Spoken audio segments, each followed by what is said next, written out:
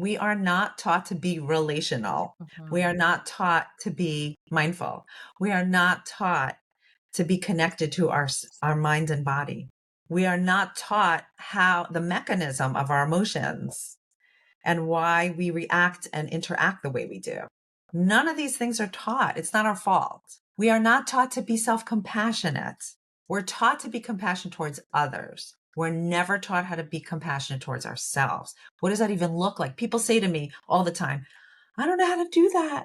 Teach me how to do that. I don't even know what that looks like. Literally, people don't know. And I get it. I wasn't taught how to be self-compassionate. I wasn't. So these are the skills that I teach because we used to have the idea, which is a very antiquated way of thinking, that if we feel badly enough about ourselves, that we're going to make improvements and we're going to make change. What we have seen through research, okay, so this is evidence-based, it's quite the opposite.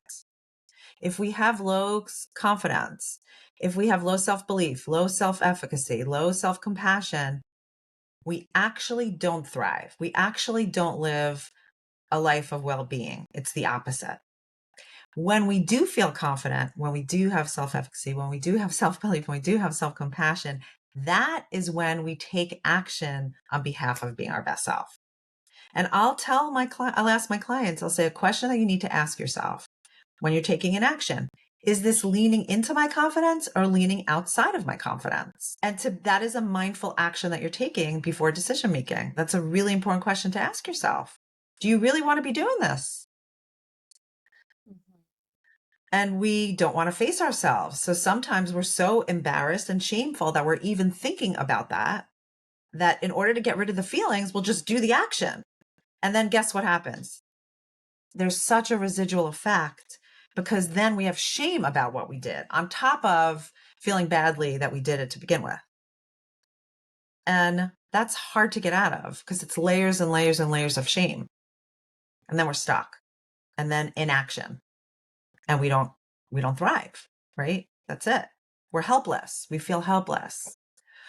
People also it's so interesting to me, people use the word feeling when they're talking about their thoughts, right? That people get confused with that too. So I inevitably hear this, I feel fat. And I look at somebody, I'm like, I don't know about that. Like, the last time I checked, fat isn't a feeling. Like, what does that even mean? I don't even know what that means. If you feel fat, then how do you think and feel and behave? And they say, which you can't do anything with that. There's nothing you could do with feeling fat. If you have extra pounds on you, which that's okay, you could do something about that. But if you feel it, you're just helpless. There's nothing you could do about it. And then guess what? People just inaction. So there's so many ways, the way in which we speak to ourselves, our thought processes, the way our brains are wired. Again, there's so many factors and variables that I talk about. This is what I talk about that get in the way of our stuckness and leads to inaction. And it's all in the power of doing and empowering yourself to actually take action on behalf of your best self. It's all there. It's there. It may be shadowed. It may, have layers on it from wounded parts or childhood parts. It may be circumstances and on and on. There's sometimes, listen, I see some people in my practice, I can't even make this stuff up. The things that happen to them in their lives. Tragedy. I mean, gosh, I have a woman who I was working with for years. First, she lost her mother. Then she lost her twin sister. Then she lost her daughter. I mean, talk about grief. My goodness, like one person cannot handle all of that. Right? We all have our stuff, but we need to be able, right, to process all of that and to really connect to our feelings so that we could move forward and not just stay so stuck.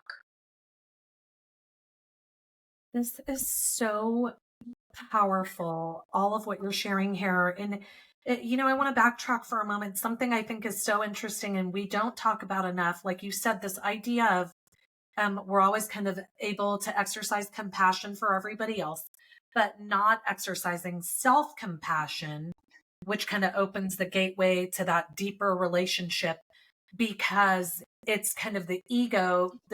If we could exercise self compassion, that's where we're able to surrender and letting go of the ego and the defense mechanisms and things, right? That's a part of that. It is part of that. It is definitely part of that. And the other part, right, is healing. Yeah, we need to heal ourselves. We have so many parts of ourselves that are subconscious that we're not even aware of. I told you, like this is something that chronically comes up for me. I realize, and I didn't even realize this before, I didn't realize how much as a child I repressed my feelings. I mean, it is fascinating to me. So that is my go-to place. When something's too overwhelming or too disturbing or too whatever, like where I will repress. And it's happened, like I catch myself a lot sooner now than obviously I used to. But it is fascinating to me how I just slip right into it. It's like a slide. It's like whoop, and even the circumstance that I just talked about before with my friend, until I was talking about it in my therapy and processing it, I didn't even realize like all that I repressed, and until I asked myself that question, what's my part in it? Like, why would maybe what he's saying is coming or being elicited from something that I am putting out there. And then I said to myself, why would I be putting something like that out there?